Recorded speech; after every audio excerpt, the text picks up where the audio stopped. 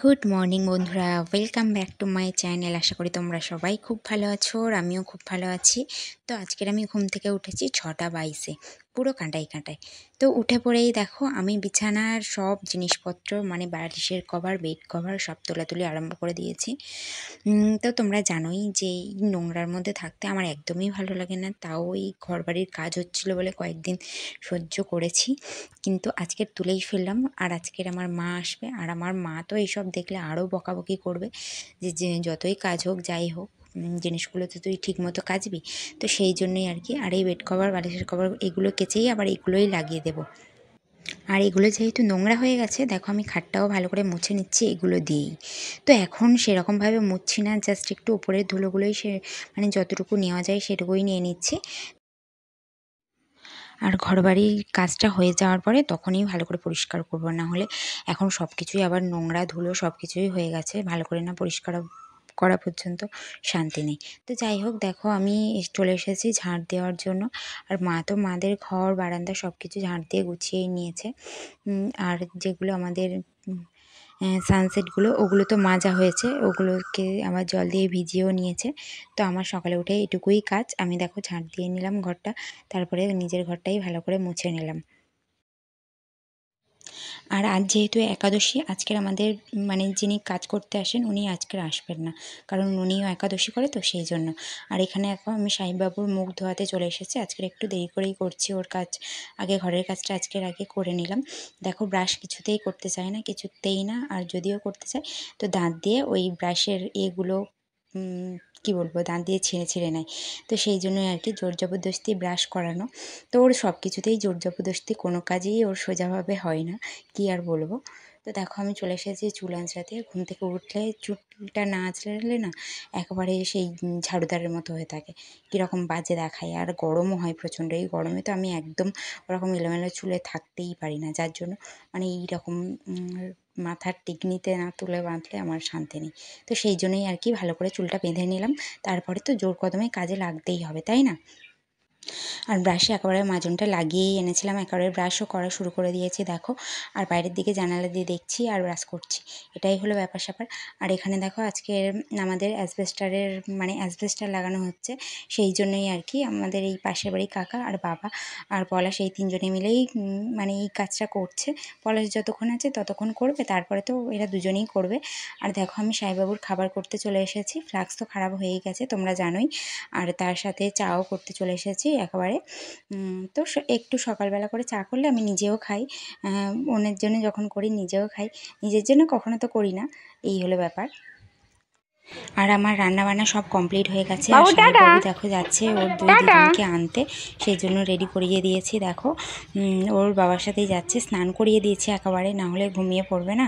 তো এখনই ঘুমিয়ে পড়তো, শুধু ওর বাবা চলে যাচ্ছে বলে ওর বাবার সাথে বেরোনোর জন্য অস্থির। তো প্রতিদিনই এরকম করে কান্নাকাটি, কিন্তু আজকের যাচ্ছে, আজকের ওর আনন্দ হচ্ছে। ওর আনন্দটা আমি ফিল করতে পারছি, কারণ মানে কি বলবো, বাবা মার সাথে একটা বাইরে যাওয়ার আনন্দটাই আলাদা। আর ছোটো মানুষ তো ও এমনিতেই ঘুরতে পছন্দ করে, তো সেই জন্যই আর কি। মা দেখো ওকে গাড়ি তুলে দিয়ে এলো। আর এখন তো প্রায় 10টা পেরিয়ে গেল, তাই না? কিন্তু আজকের এখনও আমি স্নান করিনি। দেখো এই টেবিলটা, ডাইনিং টেবিলটা বারান্দার মধ্যে এনেছে, তো ওটা ভালো করে আর কি পরিষ্কার করে, ওর উপরে জিনিসপত্রগুলো ছিল তো ওর মধ্যেও ধুলো পড়েছিল, সেই জন্য আমি ওই দেখো ভালো করে মুছে নিচ্ছি। আর এই টেবিল ক্লথটাও পেতে দেবো। এটা যদিও একটু আধটু ছিঁড়ে গেছে, পুরনো হয়ে গেছে, তবে সব কিছু কমপ্লিট হয়ে গেলে একটা ভালো দেখে টেবিল ক্লথ আনবো আর কি। আর দেখো বাসন উপরে তো নেট হয়েছে, তো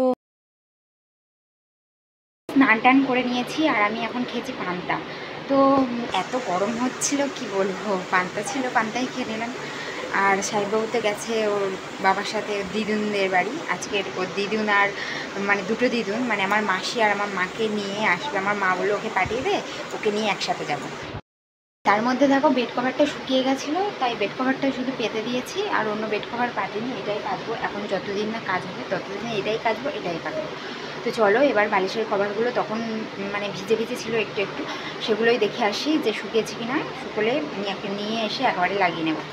তো চলো, সাহেববাবু নেই, একটু নিজের কাজগুলো করে নিতে হবে। দেখি কয়েকটা রিলস যদি বানাতে পারি, তো ও যখন ঘুমাই বা যখন ওর ঠাকুমার সাথে বাইরে যাই তখনই আর কি এগুলো করি আমি।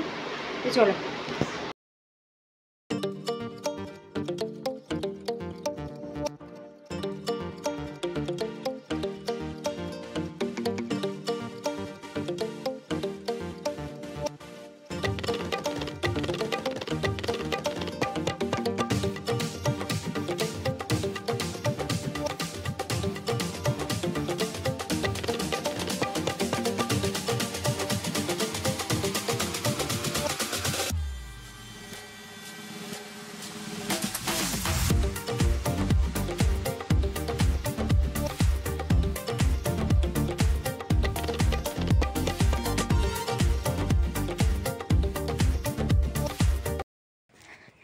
তো একটুখানি শুয়েই ঘুমিয়ে পড়েছিলাম। আর দেখো আমাদের পুরো রান্নাঘরে দেখো মানে অ্যাসবেস্টার লাগানো কমপ্লিট হয়ে গেছে আজকের পুরোটাই।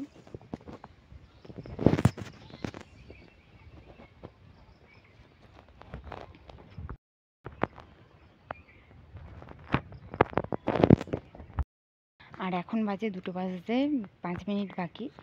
আর ঘুম থেকে উঠে গেলাম, কেননা কারেন্টটাই চলে গেল। কি বলবো আর, মানে এখানে যখনই ঘুমানোর সময় হয় তখনই করে কারেন্ট চলে যায়, কি আর বলবো।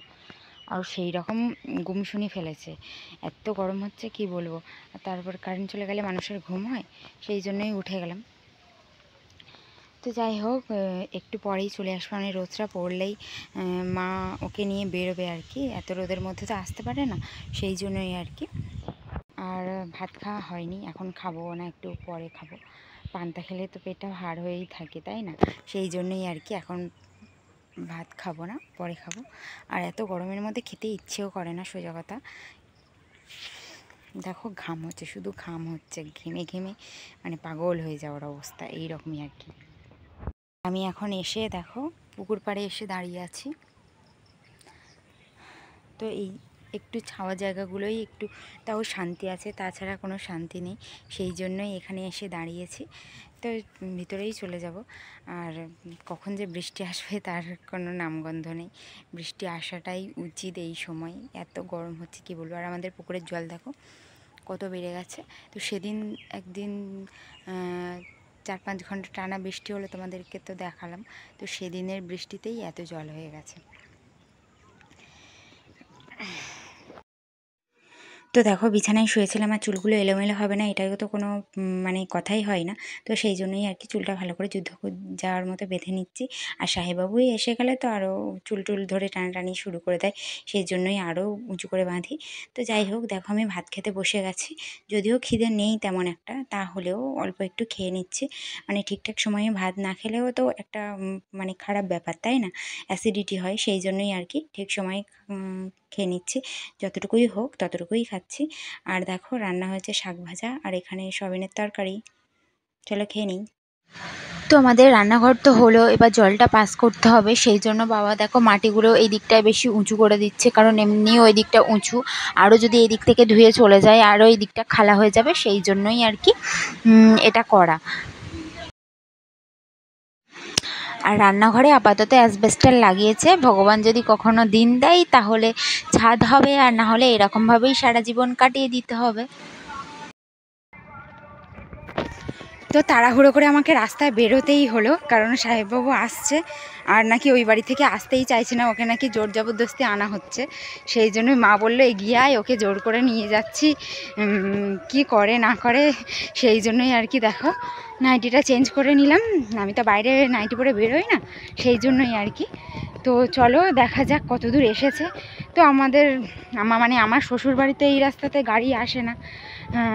এখানে যে ওই দিকে আছে, খালের ওপারে একটা রাস্তা আছে, ওই রাস্তাটাই আর কি গাড়ি চলাচল করে। তো এতটা আবার হেঁটে আসতে হয়, প্রায় 10 মিনিট হেঁটে আসতে হয়। ভাবো আমার মানে কোথায় বিয়ে দিয়েছে আমার বাবা মা।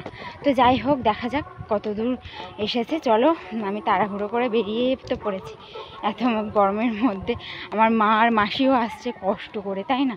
ওই জন্য বলেছিলাম যে সাহেববাবুকে নিয়ে যেও না, মানে পলাশকে বলেছিলাম। তো পলাশ বললো না, দিয়ে আসি, ওর দিদুনরা একা একা আসবে, ও যাবে। কি বলবো আর, একটা বাচ্চা কাচ্চা থাকলে যেটাই হয়। তো চলো বেশি না বকবক করে যাওয়া যাক, চলো।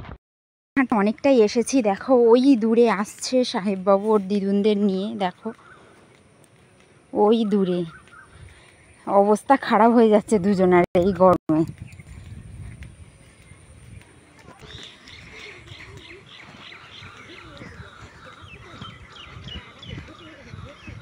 তো দেখো চলে এসেছে, অতি কষ্টে তিনজনে আসছে, আমাকে আবার এসে মারামারি আরম্ভ করে দিয়েছে।